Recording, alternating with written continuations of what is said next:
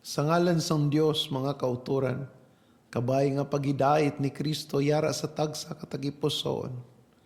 Akon ginakalipay ang akon pagdangat sa sini nga dulugukan. Kag nagapasalamat ako, labi sa nga tanan sa aton Ginoong Kristo Jesus. Nga nagpadala sa akon nga iaalagad kag mensahero sa inyo karon nga hapon. Ginakalipay ko nga kamo nga akon mga kauturan sa Dios. Nagakari sa pagpamati sini nga mensahe nga akon igapahayag sa inyo. Mensahe nga tuman kabilidhon, nga makahatag sang dako nga paglaom, makahikot sang paghidait, makapalipay sang mga kasubo, kag makapabatsyag sang dako nga paghigugma sang Dios. Ako si Teofilo nga alagad sang Ginoo. Ari ako sa pagdala sang maayong balita sa inyo sa sining tiempo sang Adviento, kag pagsaolog sang Paskwa. Oo, ang Paskwa. Ang dako nga regalo sang Dios sa aton nga tanan, nga iya ginpadalang iya anak nga mataw, kag mangin isa sa aton sa sini nga kalibutan. Naghalad sang iya kabuhi katumbas sa aton utang sang sala, kag nagtubos sa aton sa kamatayon. Nag-iwag sa aton pagpanlakaton sa kabuhi, agud sa paghukom sa katapusan, makaagom kita sang kabuhi nga way katapusan, upod sa iya sa ginharian sang Dios.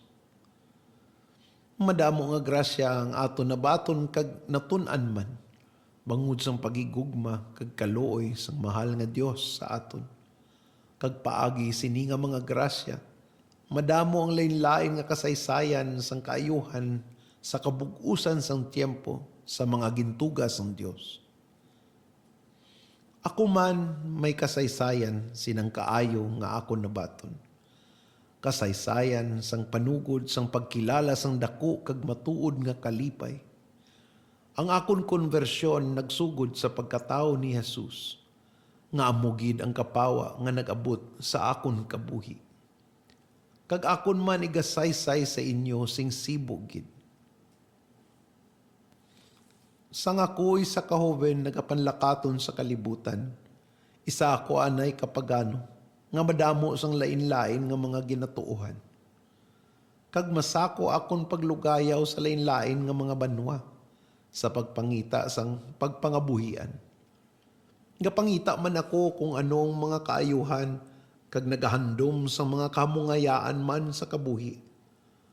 Kag nag-agom man ako kung kaisa sa mga kapudlayan kag mga kapiutan.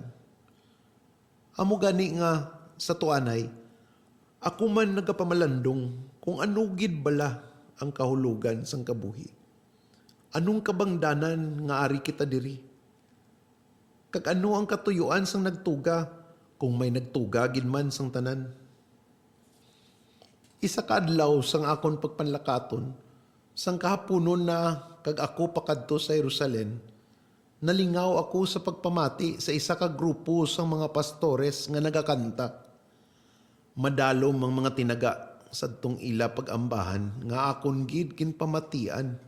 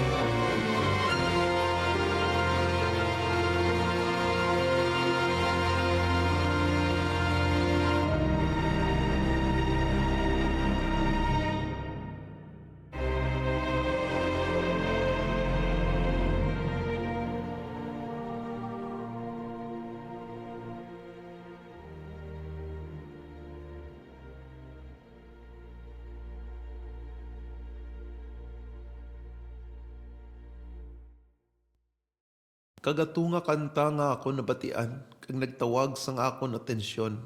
Akon ginusisa. Nagpamangkot ako sa tong mga pastores, kag sa kalipay ilaman ginpaathag sa akon. Kag sa dalayon nila nga pagsaysay sang ila pagpanlakaton, tubtob sa isilaman nag-abot sa pagtuo kay Kristo Jesus. Ako man, amat-amat nga nakakita kag nakahangop sang akon anay nga mga pamangkutanon sang kahulugan sang akon kabuhi. Ginpaintyende ako nila nga sa ginsuguran, ang tao, upod sa tanan nga butang, gintugas ang Dios nga maayo. Sa pagbuhat niya sang una nga tao, kay Adan kag kay Eva, iya sila ginbutang sa isa ka matahom nga hardin. Kag ang tanan nga ila kinahanglan ara man didto nga iya ginhatag. Ugaling nagpakasala sila sa pagsupak sang kasuguan sang Dios. Kag sa atong natabo, ginsubol sila halin didto sa hardin sa Eden. Kag hindi na sila makasulod didto sa perfecto nga hardin, bangod nga nakasala sila. Panugod sina, nagpadayon ang mga sunod nga mga katawhan sa pagpakasala. Gani, aring katawhan kag ang kalibutan sa iya kahimtangan karon. Madamo sa mga gera, mga binaisay, mga kaakig, mga kahisa, mga balatian, bisan pa ang gutom, ang mabaskog nga unos, sang tubig, sang hangin, sa mga linog, kag madamo pa nga mga katalagman. Madamo ang nagaantos sa mga pagpigos, kag sa mga kakulang sang pagpangabuhian. Sa tunga sinitanan, madamo ang naghandom, nagaampo, kag nagapangabay sa Dios sang kapawa kag kahilwayan, bisan pa sang malawig nga tinuig anay.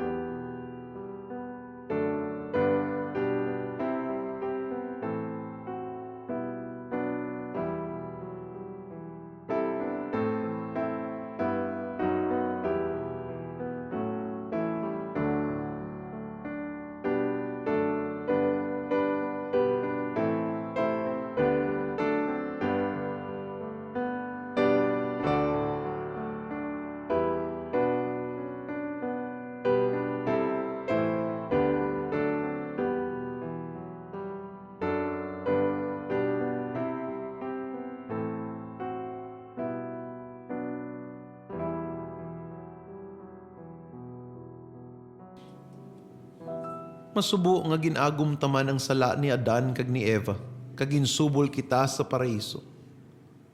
Pero nagpromesa ang Dios sa kay Eva nga magaabot ang tiempo nga magapanganak ang babae kag amo ang magadugmok sa ulo sang manog.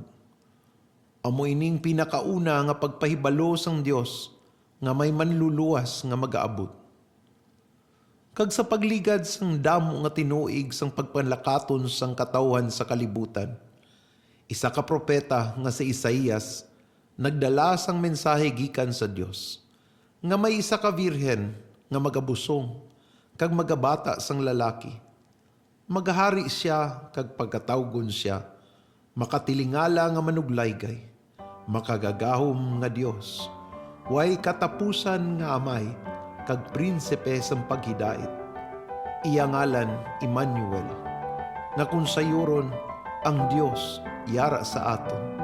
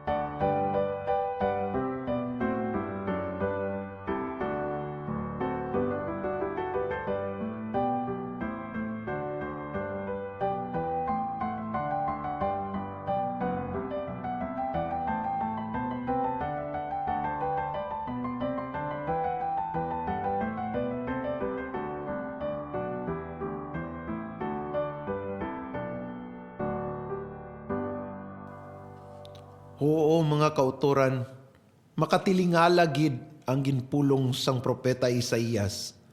Virhen siya, pero magabusong siya kag magabata. Gani sa sadtong mga pulong sang promesa sa mga lawig nga mga tinion, madamo sa mga katawhan sang Dios nagapaabot sa sini nga promesa, sa sina nga anak kag manluluwas. Kag sa tion, suno sa pagbulutan sang Dios, may katumanan gid ini nga promesa. May natawo isa ka babae nga ang iya ngalan si Maria. Siya ginpadako sa templo nga isa ka ulay nga way dagta. Ang mga pastores nagsugid sa akon nga si Maria sa ulihi gintugyan sang Ginoong Hesus sa aton. Paagi sa iya hinigugma nga apostol kag evangelista San Juan. Sang siya nagsiling sa tiilan sang krus, "Anak, yari ang imo iloy." Kag sa iya iloy nagsiling siya, "Babay, yari ang imo anak." Oo, babay, subong sang pagtawag ni Adan kay Eva sa ginsuguran. Gani, sa amo nga pulong kag handom nga mangin maayo man nga disipulo, kasubong kay Apostol San Juan, ang mga pastores nagahigugma man kay Maria nga iloy. Kay gintugyan siya ni Jesus nga mangin aton iloy. Kag sila nagakadto sa pagduaw sa iya. Ako man nga tumuloon ni Jesus, nagahandom nga mangin kasubong sa iya hinigugma nga disipulo, mangin matutom, maluluyon, kag nagahigugma sa iloy ni Jesus. Gani, ang mahal nga Virhen Maria nangin aton iloy espiritual, nga nagatudlo sa aton sa dalan, pakadto sa pagsunod sa iya anak.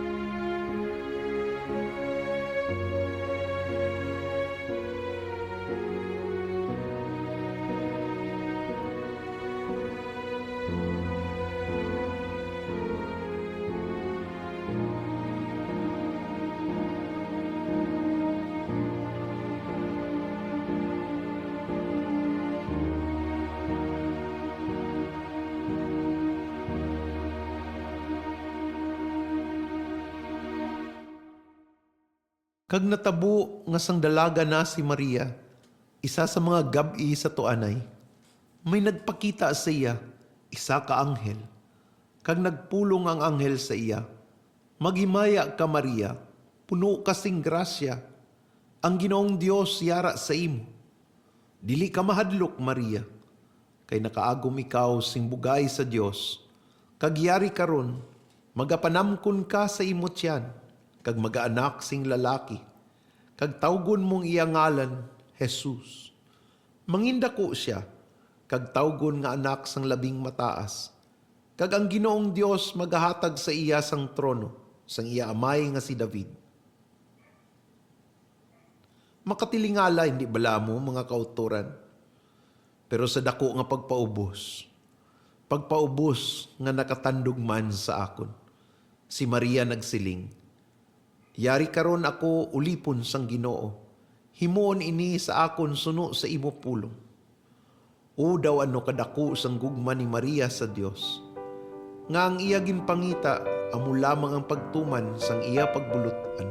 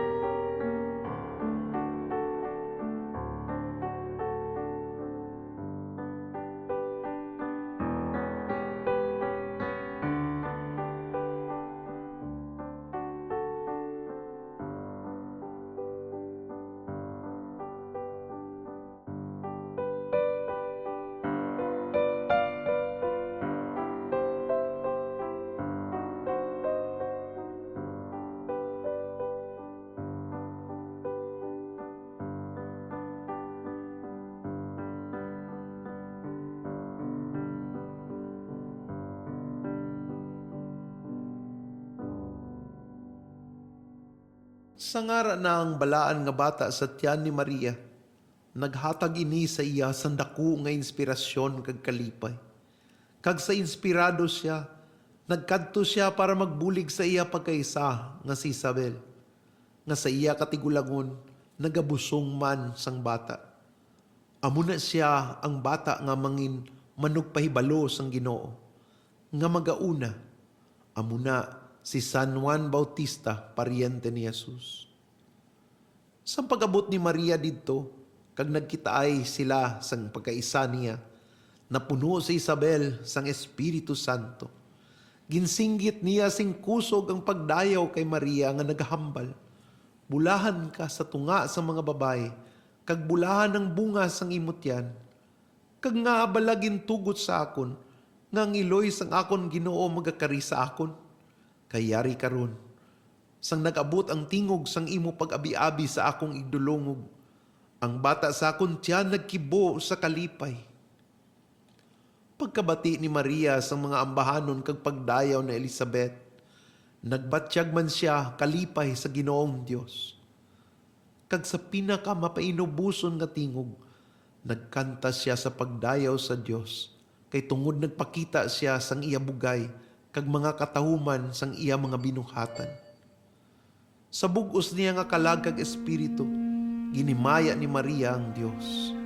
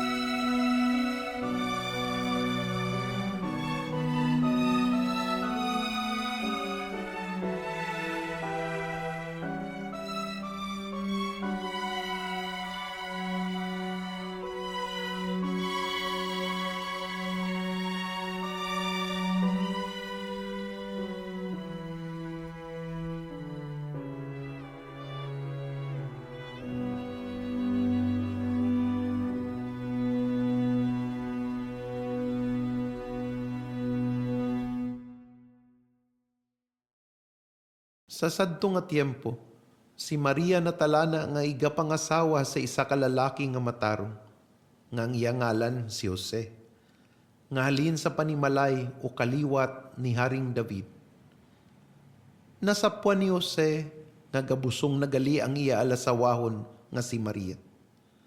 Kag bilang isa ka matutom, matarong, kag mapainubuson nga tao, nag-abot siya sa isa ka mabudlay nga pagtilaw. Sa isa ka bahin, nabatyagan niya ang iya katungdanan sa pagtuman sang kasuguan sang Dios, kag sa pagtipig sang iya espiritu nga putli. Apang sa piyak nga bahin, sa iya pagkamaluluyon, masakit para sa iya ang pagbiya sa isa ka babae nga nagabusong, babae nga nagakinhanglan sang pag-atipan. Sa sato nga pagtilaw, siya wala gid ginpabayaan sang Dios. Sa tunga sang iya pagkabalaka, nagpakita sa iya ang anghel sang Ginoo sa iya damgo, kag nagsiling, Jose, anak ni David, hindi ka mahadlok sa pagbaton kay Maria nga imo asawa, kay ang bata nga yara sa iya tiyan, halin sa Espiritu Santo. Sa sining kamatuoran na dula ang iya kahadlok, kag napuno ang iya tagipusoon sang dako nga kalipay.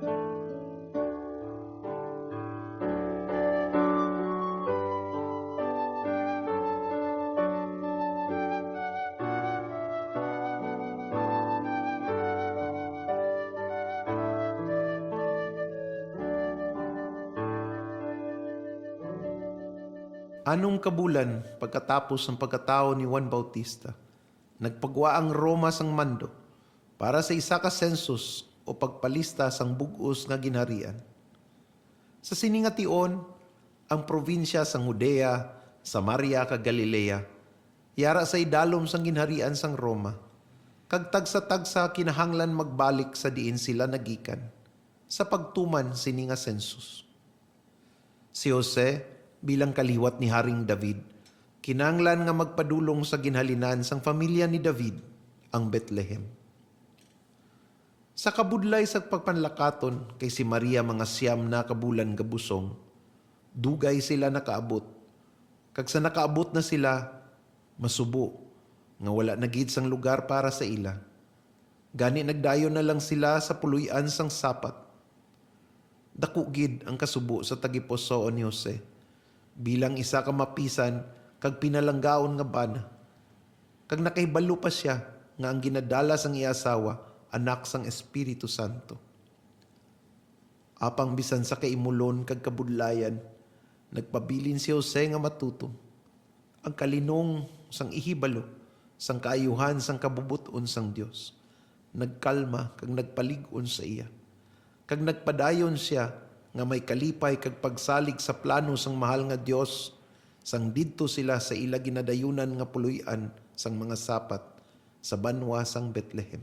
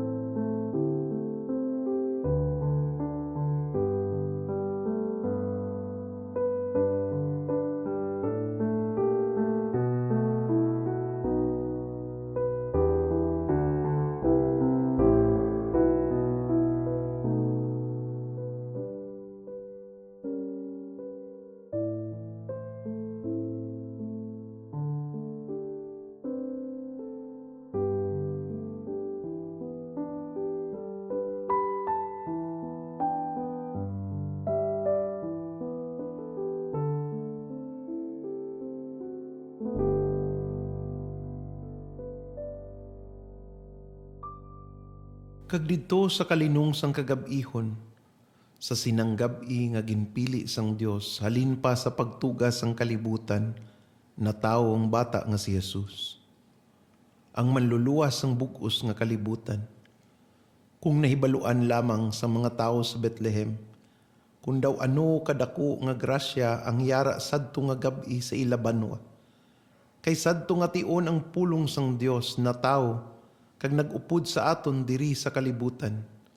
Kay didto sa ila nag-abot ang Mesiyas, ang anak sang Dios, ang manluluwas sang tanan nga katawhan, ang mismo nga fundasyon o haligi sang tanan nga tinuga, ang rason kung nga agintuga ang tanan, karon yara na sa tunga sang katawhan.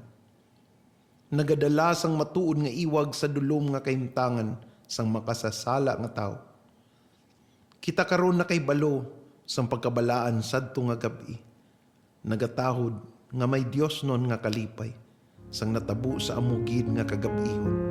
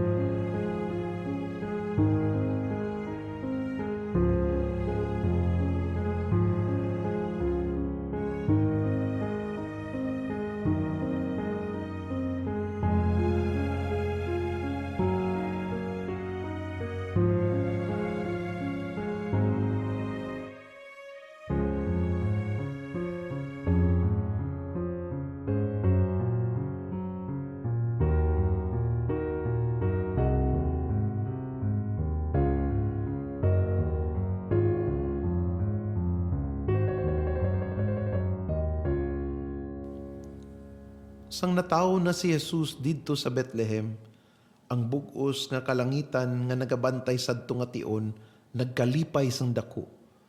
Kag ang mga madamo nga mga angheles nag-abot agud magdayaw sang himaya sang Dios. Bangod na tawo na ang manluluwas sang bug-os nga katawan. Nagsiling sila, himaya sa Dios sa kahitaasan kag paghidait sa duta sa tunga sa mga tao nga iya nahamutan.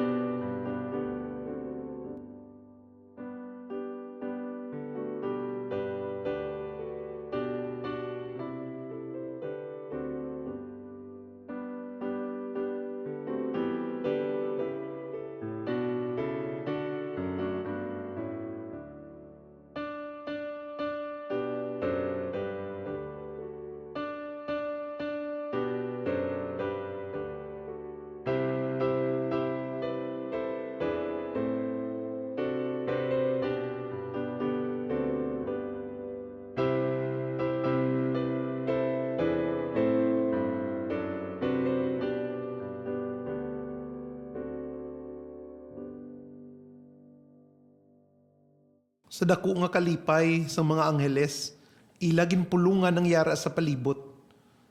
Sa didto naghalin ang mga pastores nga nagapamulong sa akon sang maayong balita. Isa sila sa mga ginpulungan sa mga angheles sang matahom nga balita, nga ang isa kaulay nagbata, kag ang iya bata amo ang Mesiyas. Kag nagambalanay sila nga mga pastores sa isa kag isa nga nagasiling, "Dali, malakat kita sa Bethlehem, kag tanawon tang nakatabo nga ginpahayag sa aton sang Ginoo. Gani dali-dali sila nga nagkadto sa Bethlehem. Kag didto nakita nila ang Sagrada Familia. Nakita nila si Maria kag si Jose, kag ang bata nga nagahigda sa pasungan. Sang nakita nila ini, ginpahibalo nila ang pinamulong sa ila nanungod sining bata. Kag ang tanan nga nakabati sini, natingala sang ginpamulong sa ila sa mga pastores. Kagintipigan ni Maria ining tanan nga pulong, nga nagabinag-binag sa iya tagipusoon.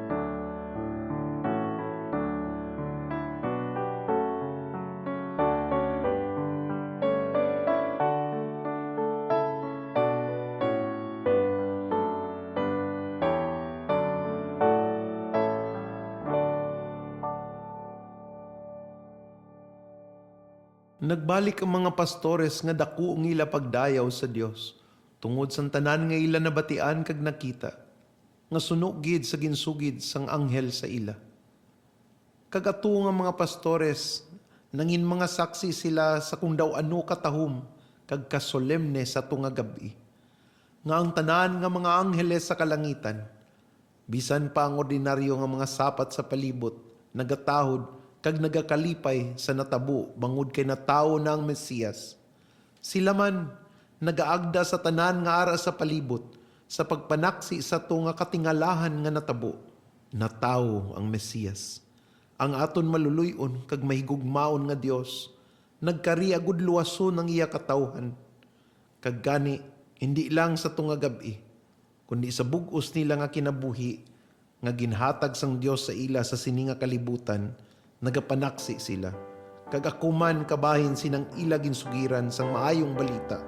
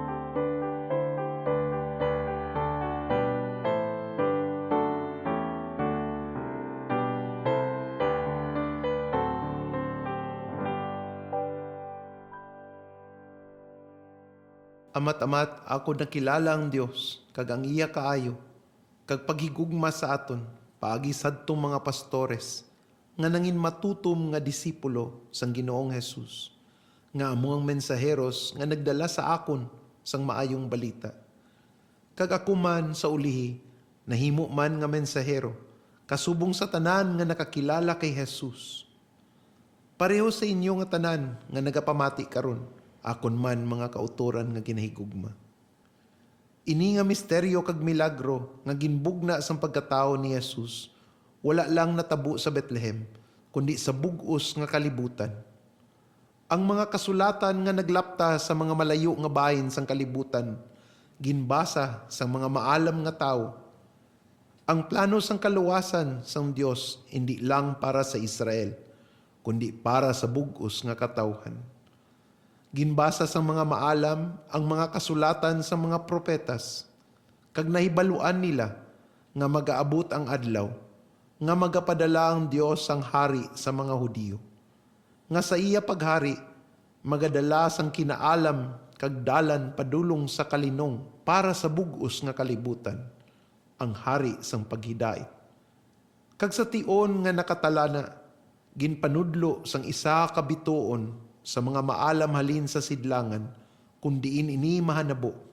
Kag naglakat sila, agud pangitaon ang mga hari sa mga hari, kag magahatag sang pagpasindugong, pangamuyo, kag paghigugma, pinaagi sa mga halad nga nagakaigo sa hari sa mga hari, bulawan, insenso, kag mira.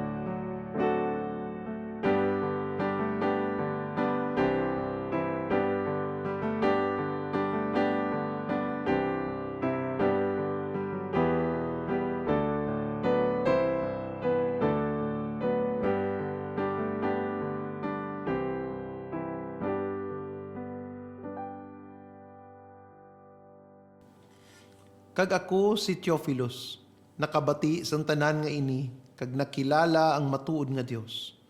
Napuno ang akon tagipusoon sang kalipay, kag ang iya kalinong upod sa akon sa tanan nga kaimtangan sang kabuhi. Kay kabalo ako nga siya ang Dios, amay sang tanan.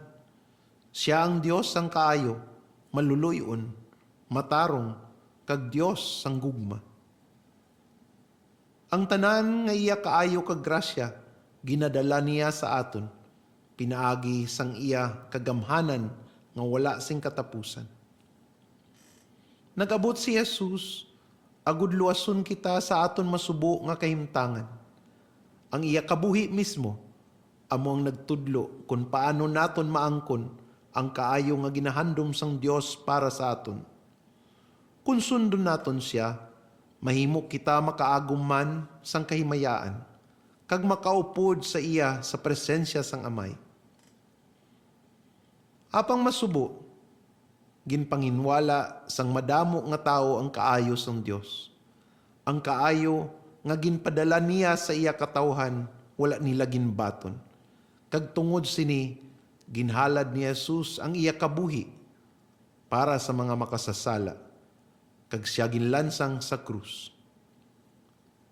Apang kita, samtang nagahulat kita sa aton katapusan nga paghukom, ginpadala niya ang iya Espiritu Santo, agud magtuytoy sa aton, kung bukas ang aton tagipusoon sa iya. Wala sing kabuhi nga makapadayon kung wala ang Dios. Gani kabalo kita nga ang iya kaluoy aton ginaagom kay kita nagakabuhi pa.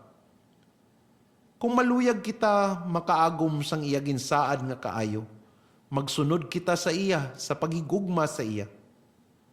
Nagahulat lamang siya sang aton paginulsol sang aton daan kag malaot nga gawi, kag maglakat upod sa iya. Agud madala kita niya sa puluyan nga maayo nga iya ginaman sa nagahigugma sa iya. Kag kita nga nagahigugma sa Dios, ginapakita man naton ang gugma. Tungod sini, nagapangabudlay kita nga mangin maayo nga mga alagad. Kag dalhon ang maayong balita, bisan diin kita magpadulong. Ang kalipay nga ginhatag niya sa aton sa sini nga kahigayunan, sobra kadako. Gani ako, si Teofilo, nagapadayon sa pagdala sining maayong balita sa inyong nga tanan. Nagsaad si Jesus nga magabalik siya, kag amo ining rason sang aton pag-obserbar sang Adbyento. Sa sini nga kalibutan, tanan may katapusan. Kag sa tion nga matapos ang aton kabuhi, aton atubangon ang aton manunuga, kag magahatag sang kwenta, sang paghimulos naton sang kabuhi nga iya ginpahulam sa aton. Maghatag kita kwenta sang aton gugma sa iya kag sa aton isig kataw. Ang mga nagahigugma sa Dios, pagabalusan sang gugma. Gani magkalipay kita nga nagahigugma sa iya. Si Jesus nga natawo sa aton kalibutan kag nagpuyo bilang isa sa aton, amo ang matarong nga hukom. Gani indi naton pagsugtan nga ang mga kasakit kag kalisod magapaluya sa aton. Magkalipay kita, kay ang tanan nga mga kalisod kag kasakit, amo ang kalayo nga nagapaulay sang bulawan. Agud sa tion nga mag-abot ang wisyo, manginputli kag manginangay kita nga makaupod sa aton Ginoong Hesukristo sa dakong kalipay.